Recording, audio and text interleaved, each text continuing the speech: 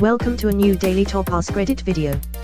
Today's topic: Redditors who cook, what's the biggest no-no thing in cooking? Cooking everything on high because you want it done faster. Do you know my mother? Everyone knows your mother.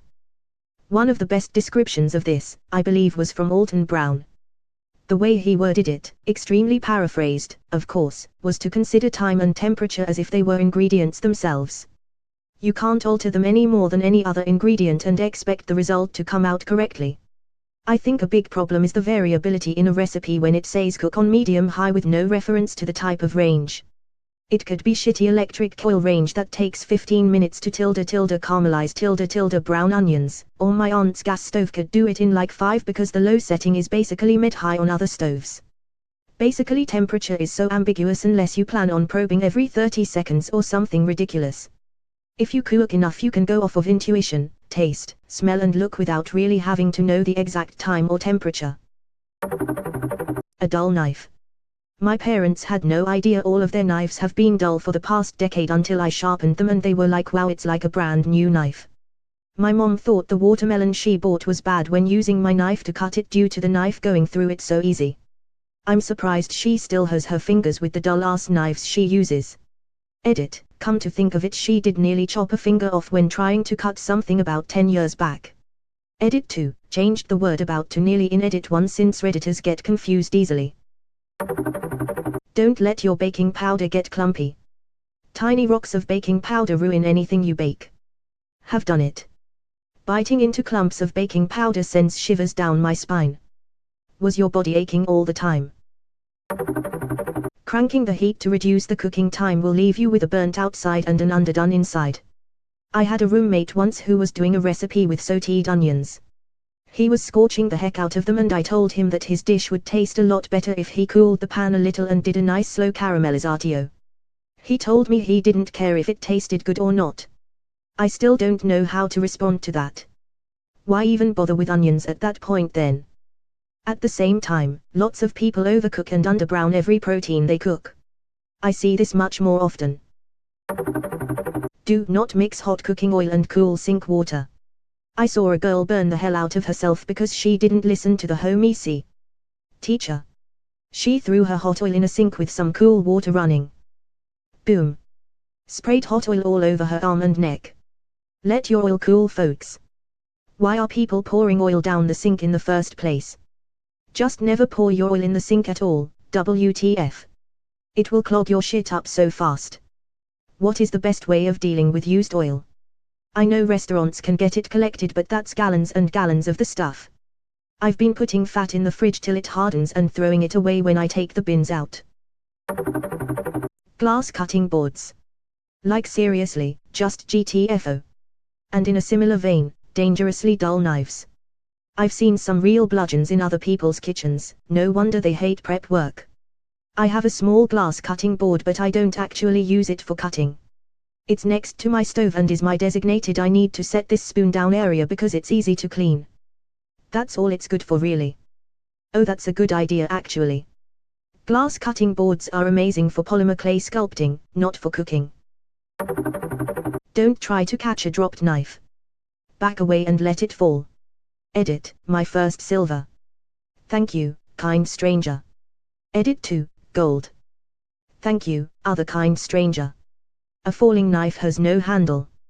Someone on Reddit, probably. Edit, so far /u/Scythe Caesar has a 4-year claim to the quote. Can anyone top that? Edit, guys, I'm aware the quote is much older than that, but thanks for the tips. A falling knife has no handle. Cutting with a dull knife. Get yourself a sharpener, even if it's a cheap one. Just get a new knife and save the dull one for the bathroom. This guy poop gifs. Don't forget to let the ingredients get to know each other. Mr. Onion, this is Mrs. Tomato, then you push them together to make it look like they're kissing. At the first date. I like to see them married first. And use a tiny whisk. Perhaps some kosher salt and freshly ground black pepper. The trick is to undercook the onions. Everyone is going to get to know each other in the pot. It's what I do best.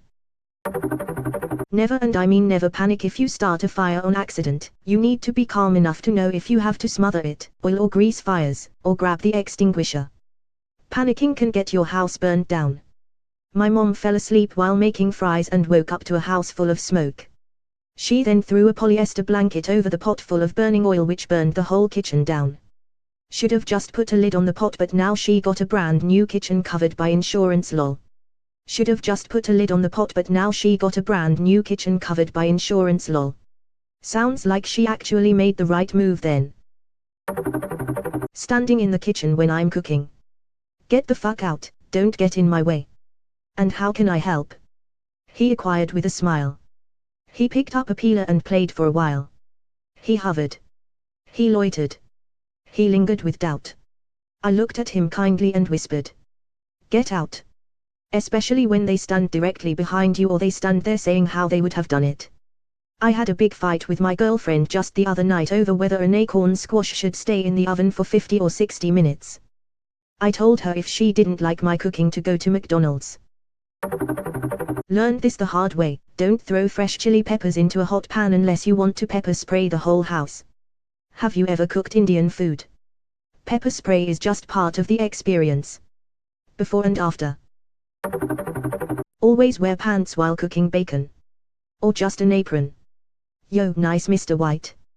Pants are critical, but real men cook bacon topless. It builds character.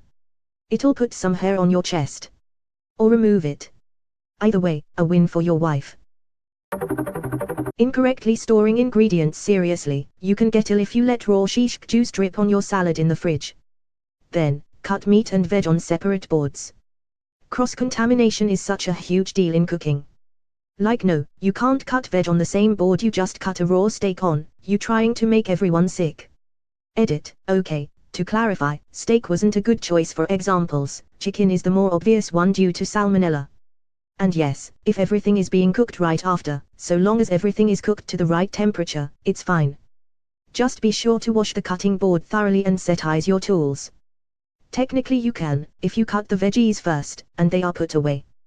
Your steak is not gonna get contaminated by onion and pepper juice. Edit. Just for the record, this applies only to your home kitchen.